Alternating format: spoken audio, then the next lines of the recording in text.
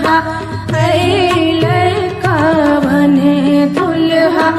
बैठी गेलै ससुर दुआरी रे गवनवा बैठी गेलै ससुर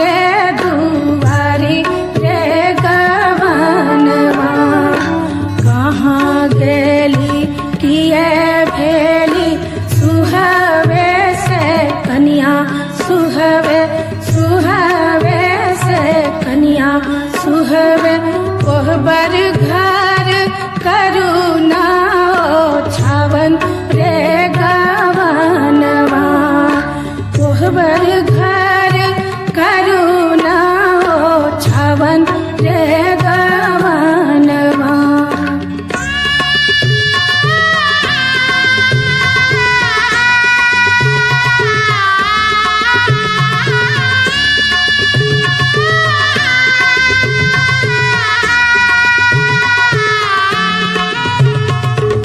एक तछी राजा बेटी दोसर पंडित पुतहु दोसर पंडित पुतहु हमरा से होतै नहीं ओ छावन रे गवनवा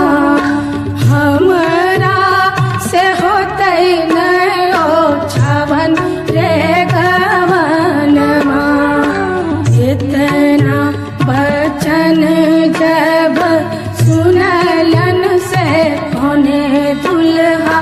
सुनलन से कौने दुल्हा घोड़ा पीठ भेला सवार रे गवनवा घोड़ा पीठ भेला सवार रे गवनवा